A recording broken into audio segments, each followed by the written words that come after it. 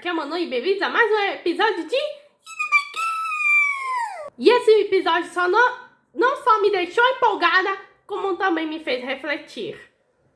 Bom, o episódio começa com o Sullivan ainda na prisão, no interrogatório, e o Balf só fica: melhor não estragar tudo, Kiryu. Bom, de volta pra Babs, a gente vê o resto da turma do Iruma. O Goemon e a Lucien ainda estão nos chapéus meio que realidade virtual. O Garp só tá sonhando. Enquanto o Savanok ainda carrega a loja do senhorzinho do refeitório. E o episódio se chama O que eu quero mais do que tudo. E meio que as vésperas da festa dos batalhadores vai terminar. E quando o sino tocar, vai começar a festa. Na verdade, vai começar a matança. E meio que a Mary fica preocupada, não vendo meio que o Iruma em lugar nenhum. E daí vão de volta pro nosso protagonista.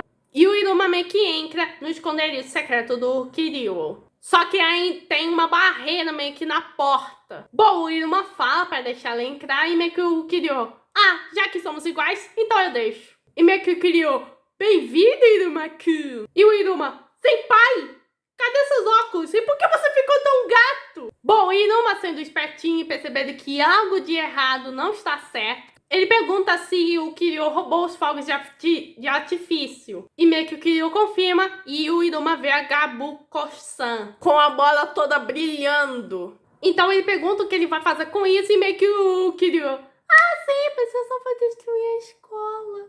E meio que o Iruma fica chocado e perguntando por que ele quer fazer isso. Então o Kiryu faz como o bom vilão de Shonen faria: conta sua história de origem. A família dele, o clã Amy, também é conhecida como Barreira de Ferro. E é uma das mais famosas e temidas pelo submundo. E também uma das mais abundantes de magia. Porém, o Kiryu nasceu sem magia e a reação dos membros da família é que eles acharam o Kiryu uma aberração e que isso envergonharia a nossa família. Eles o chamam de terrível, aberração, de patético. O Kiryu até tentou meio que se recorrer com a mãe dele. Só que ela o empurra e o ignora. Se essa família fosse amiga da abuela de Encanto, com certeza seriam melhores amigos. O Kiryu foi enviado para o Jardim dos Delinquentes, que era uma escola fundamental correcional que monitorava jovens demônios. E o Kiryu ainda mais sofre. Ele recebe chicotadas e meio que a professora fala: se continuar assim, vai envergonhar o nome Ami. E os alunos fazem bullying com ele, mas havia uma menina que falava com ele. Ela também não tinha melhores notas e eles passavam tempo juntos. Ele faz uma das suas barreiras e ele fala que se ele descuidar, ele vai se quebrar.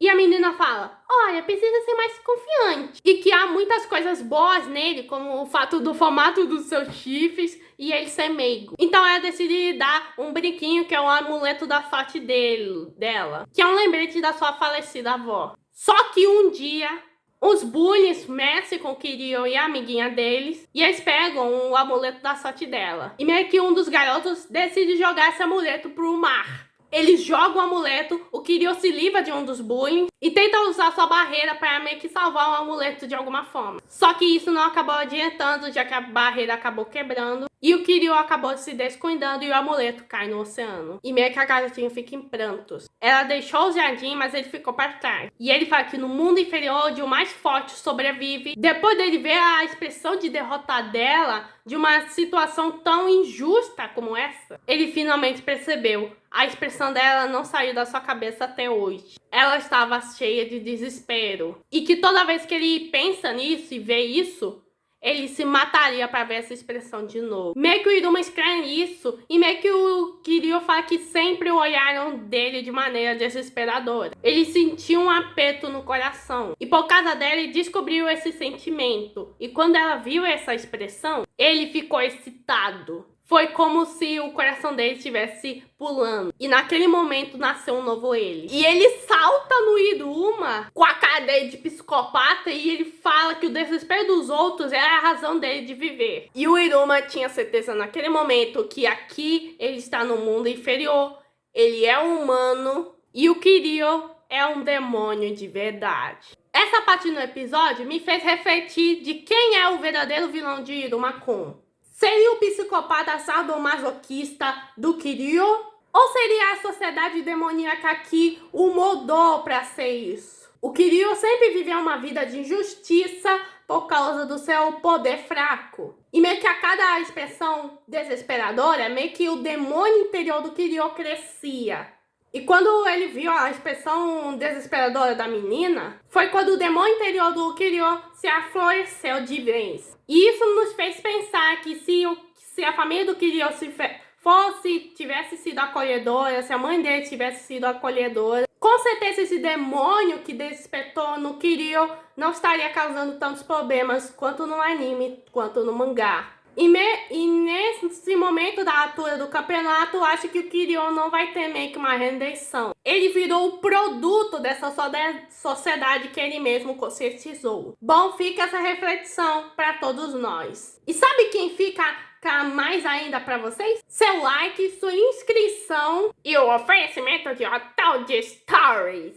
Bom, o Kiryu já se recompõe e volta pra conversa. E meio que a razão dele de querer destruir a escola vem da festa do Batalhador do ano passado, quando ele conheceu seu veterano. E no flashback, todos os demônios do antigo batalhador dos aparelhos mágicos eram arrogantes, muito malvados, e o Kiryu, como uma inocente criança, tava empolgado demais. E meio que um dos demônios tentou ameaçar o Kiryu, só que meio que ele começa a abraçar na espada e fala: quantos demônios você contou com isso? E o que fez com eles depois? Você jogou alguma coisa? Usou pra algo?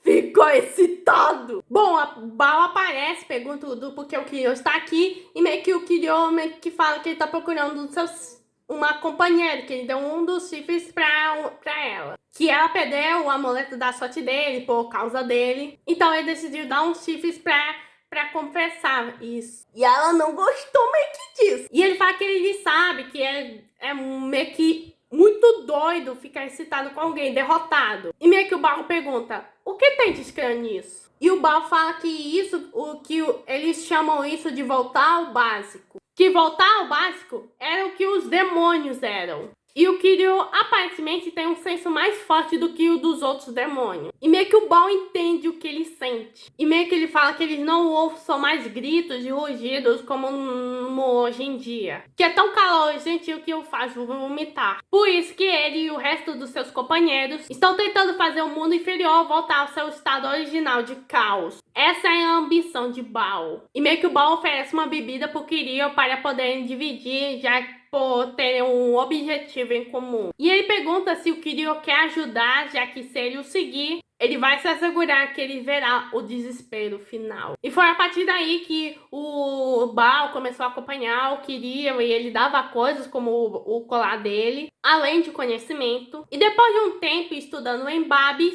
o Bao falou que eles vão se livrar dos ranks que dão tanto ordem para os demônios. E o Kiryu chama os ranks de escadas, e se eles transformassem essas escadas em desfiladeiros, seria caótico. Por isso, eles decidiram destruir o símbolo dos rankings Babis. E graças a Gabuko-san, meio que a explosão vai ser incrível. E que deve ser o destino ter unido ele e o Inuma-kun. E que eles vão ver o sonho dele e ambições se realizarem. E que todos os rostos de alegria e ansiedade se tornarão de desespero. E que o Kiryu poderia ter impedido o Inuma de meio que entrar por causa das barreiras, mas ele deixou ele vir, só para ver os fogos de artifício com ele, já que eles são iguais. E o Kiryu: você pode me odiar ou me bater bastante, só me mostre sua cara de desespero. Só que o Inuma não mostra uma cara de desespero, e sim de determinação. E o Kiryu se surpreende com isso. E o Inuma só pega um barril, coloca aí perto da Gabuko-chan e vai pegando umas caixas para pegar o fogo de artifício. E meio que o Kiryu: você não ouviu? Eu vou explodir a escola. Por que não está desesperado depois de descobrir isso? E o Inuma fala que nada de bom sai do desespero. Ele já passou por muita coisa desde que ele nasceu. E ele está acostumado com isso. Se desesperar não muda a situação. Então ele tem que fazer algo sobre essa situação. Aposto que o Yami recrutaria o Inuma para ressuscitar os quadros dos Touros Negros depois disso. Todo esse tempo que eu havia pensado que ele e o Inuma são iguais. Eles são carinhosos, atenciosos, mas ambiciosos. Mas ele estava errado. O Inuma pega a bola de fogo de artifício, meio que tá queimando, mas o Inuma não liga. E isso fez o perceber que o menino que queria causar o desespero, que era o Kiryu, e o que estava acostumado com o desespero, o Inuma, eram inimigos mortais. O Iruma ainda fala que ele passou toda a sua vida evitando o perigo, mas desde que ele chegou aí, no Bares, ele começou a aprender a se desafiar. E por isso que mesmo que o Kiryu seja psicopata, o Iruma não vai fugir. Ele não entrará em desespero e despedaçará suas ambições. Bom, o Kiryu fica surpreso ainda mais, mas como é que ele fala? Olha, esses fogos de artifício vão explodir junto com o sino que vai tocar. A não ser que ele coloque uma barreira, os dois vão morrer. Só que o nosso Iruma, dando orgulho pra gente, sendo Chad, ele não vai entrar em desespero. E daí começa a contagem regressiva para o início das festas. Então o Iruma sai correndo, se joga da janela. E o Iruma usa o modo Ifrit do seu anel e o Uso libera, saindo o dragãozão que pega os fogos de artifício e o joga para cima. Só que é parado pela parede barreira do Kiryu. E o Kiryu, com sua cara maligna e psicopata, fala: minha barreira meio que suporta explosões. E que ele não vai quebrar meio que uma barreira como essa sem ser a magia do Sullivan. Então o Iruma tira a sua carta na manga. Ele decide quebrar uma promessa do Sullivan de usar um feitiço que libera toda a magia. E ele usa seu Poderola! E sai asas negras no Iruma. E o dragão fica azul cristalino, quebrando toda a barreira. E meio que pela primeira vez o Kiryu viu a sua cara de desesperado. E os fogos de artifício explodem, assim como o sino é tocado. E todo mundo saiu vivo!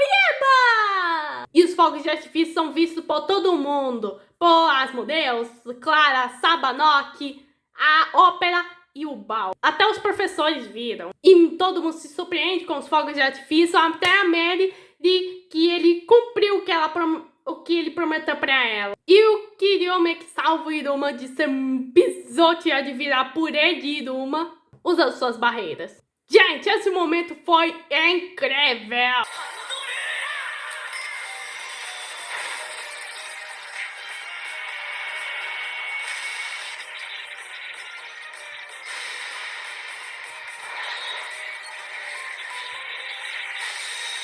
E meio que vemos o efeito da magia, que meio que machucou um pouquinho a mão do Iruma. E meio que ele reclama: Iruma-kun, seu baca, por que está dormindo tão profundamente? E o episódio termina com o Kiryu aceitando que eles não são iguais mesmo. E que a luz dos fogos meio que estão formando pedrinhas de fogo.